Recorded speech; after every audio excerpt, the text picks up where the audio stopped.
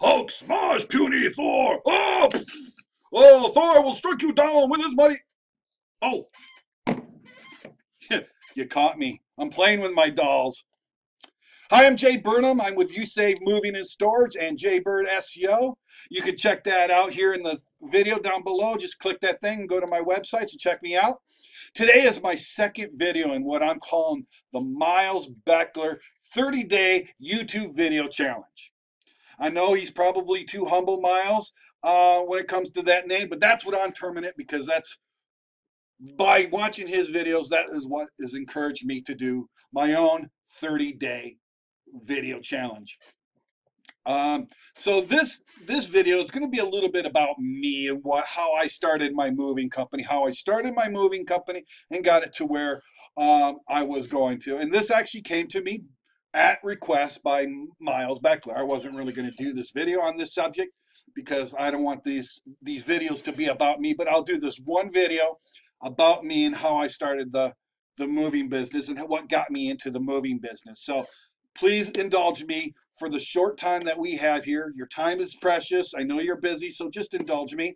And hopefully you'll get to learn a little bit about me and where I come from and what I do. So when I was a kid, we moved around a lot, my family and I. We moved from a lot of places here. We're at here in Michigan. We've lived in Lansing. We lived in St. John's, Fowler, Carson City, Crystal, Lakeview, and then finally I moved to Grand Ledge. And then after I graduated high school, I moved out to California at Fort Ord. Lived in Nebraska a couple times, moved out to LA, and I was out in LA for like 13 years. Um, and then I moved back here to Michigan, and I moved back to Grand Ledge, and then I moved into the city of Lansing, and now I'm here in Holt. So I moved around a lot. So it's kind of ironic and funny and serendipitous, if you will, that I would become a mover. I started a moving company in 2008, in July of 2008, right around my birthday. So if you guys want to send me cards and letters and presents, it's in July 22nd. So, just, all right, my address is on my website. Just write me. Anyway, just an aside. So I started the moving business in July of 2008. I literally had nothing when I started this moving business. I had been working for a landscaping company who let me go, or laid me off rather, which is in code for you're fired. So I needed a job, and I got a job working with this guy who was just a scam mover. Never paid me, still owes me $300 to this day. I'll never see it, so I'm whatever. Uh, but he got me in, and I worked for him for like 2 or 3 weeks. And while I was there, I observed what he was doing and how he was getting his jobs. And I offered several times, hey, because I had a background in public relations and marketing and sales, and I thought that I could bring that to his table, but he kept refusing, and of course he never paid me. So I had to move on. But I had that 3 weeks. But based on what I learned in that short time that I was with him and what I had in my previous thing, I thought, hey, I could do the same thing. So I started doing it. So I made the decision, and I wrote down, went to the library. Remember, I had nothing. I had absolutely nothing when I started. I was living with my dad, who was sick, but I was still living with my dad. I'm a 35-year-old man living with his father. Yeah, Miles, when you say you had to live with your parents when you were married, yeah, I win. Um, anyway, I was living with my father, and I had nothing. I had no computer. I had one of those pay-as-you-go phones because back then, 10 years ago, they had these pay-as-you-go phones. You'd have to go buy a card for $10, $15, $20, $50 to get you a certain amount of minutes on these phones, and that's what I would have to do. I had a Ford Explorer, which was a nice vehicle. I liked it, and it did me good, and that's all I had. So I had my car, and I had the phone. But I had no computer, no experience really, no equipment, no trucks, no nothing. I didn't know anything about the legalities of the moving industry, of anything. That part I never learned about. So I went down to my local library, and then the local library had this rule that you could only be on the computer for 30 minutes at a time. After 30 minutes, they'd come and say, get out, get out. Time for you to leave. And then somebody would else come sit down. You could always re-sign up, and then after that person had their 30 minutes, you could go and sit down, and there was nobody else in line. So I would have to go to there. So I went to the library, got my 30 minutes, and I wrote my first Craigslist ad for my moving business. Literally, like within 5 minutes, I'm going to be a little conservative and say 10. It took 10 minutes, but within 10 minutes, the phone call, the phone rang, and believe it or not, I had my very first moving job. I didn't even have any employees or anybody. I had to call up a friend really fast and say, hey, and his name was Josh. I went, Josh, can you come and help me? I'll pay you 20 bucks. And I was charging these people $40 an hour. That's how much I charged them. It took us a couple dollars, but I paid him 20 bucks, my friend, 20 bucks an hour out of the 80, out of the 40 I was making. So I made only 20 as well. I quickly learned that I had to increase my rates very quickly if I was going to make any kind of money and actually have money for advertising or gas in the truck or whatever I needed. But I did. I wrote that Craigslist ad. Within 10 minutes, I had my very first moving job. And and then that was it. And I just started from there. I did some of the things I observed my former employer do. I signed myself up with some third-party sources, which allowed me to get some jobs, some minor jobs. I continued with my Craigslist ads, testing and figuring out what best time of the day is on when to put the Craigslist ads in, what kind of testing the headlines and how I should write the headlines. Excuse me, how they should actually be formatted and actually look. That was important, key. And I learned all these things really quickly by testing them and trying them out. And my very first year, which remember, I started in 2008 in July, so I only had like 6 or 7 months of that year.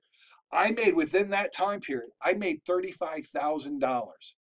$35,000 within that little 6 months period. Because before that, I didn't really have a job, and the one job I didn't even get paid. So I didn't really make any money there, but I made $35,000 within a 6 month period in the year of 2008. Now think back. For you millennials, you might not understand that because you were still, sucking off your mama's, you know what I'm talking about. But for us that are 35 and older, we know what 2008 was. It was a very tough time. And in Michigan, one of the hardest hit states, it was really tough. But I ended up making $35,000 that very first. Then the next year I made like almost like 50,000 for the entire year, and then it just went up to the point where I'm now making over 6 figures every single year. We're making about $300,000 every year in the moving business, which is pretty good for a size of company that I have. I have a 6,200 square foot warehouse, which I have 5,000 is just for the storage of my customers' belongings. I, um, I have I branded my website. I have my website is #1 in a lot of the keywords in my area. I've been networking. I've made some good friends, and it's just been a great ride. Admittedly, last year was a bit of a tough year. It was a slow year, but talking with some of my other moving owner friends, they had a tough year too. It was kind of slow for a lot of people all around in the moving industry.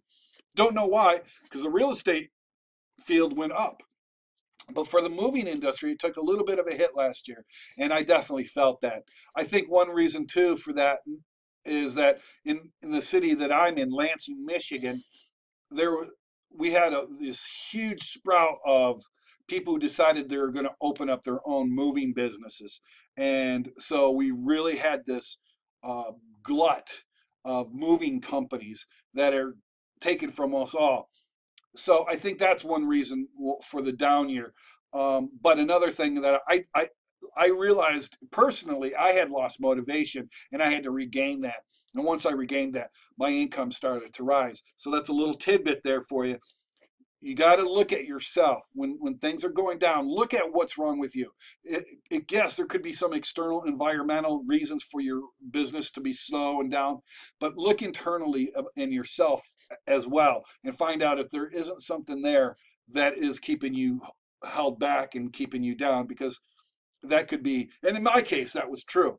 Yes, there were some external and environmental reasons, but there were some internal reasons too. I overcame those internal reasons, and my income has started. Now I'm looking at possibly actually franchising my business right now. It's actually real. I had somebody come up and say, "Hey, we've got some people that would like to invest, and we would like to get own a franchise." And I'm like, "Well, I really wasn't into franchising, but maybe that's the right thing to do." So anyway, that's a little bit, really quick, in a nutshell, of my story. I hope you enjoyed it. Hope you got to know.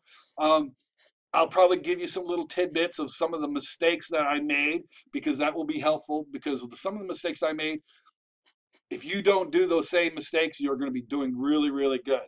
Because trust me, I made them all. I mean, I made them all. So I'm going to give you later on down the road a couple videos down. So just be in tune and ready for those, because the mistakes I've made, if I hadn't been the person I am, and I'm not bragging, but if I hadn't been the person I am, I probably would have caved with the amount of pressure and backlash I got from these mistakes that I made. But that said, I'm going to be giving you guys every information I know of how I created my business and run a very successful moving business. And it's all going to be free right here on this YouTube channel, so stay tuned. But the only way you can get these videos is if you subscribe to my channel, that little red button right down there, like this video, and leave me a comment. Let me know what you liked about the video and any other questions you might have, or how I might be able to help you. That's what I would like to know. So if you would do me that honor, I would really appreciate it. Other than that, I appreciate your time. I respect your time. So I'm going to let go now. Please, again, I implore you, I beg you. No, I'm just kidding. But I do ask you, if you want to see these videos and you want to see more of what I've got to say, subscribe, like the video, share it with all your friends. All right. Thank you very much. Have a great day.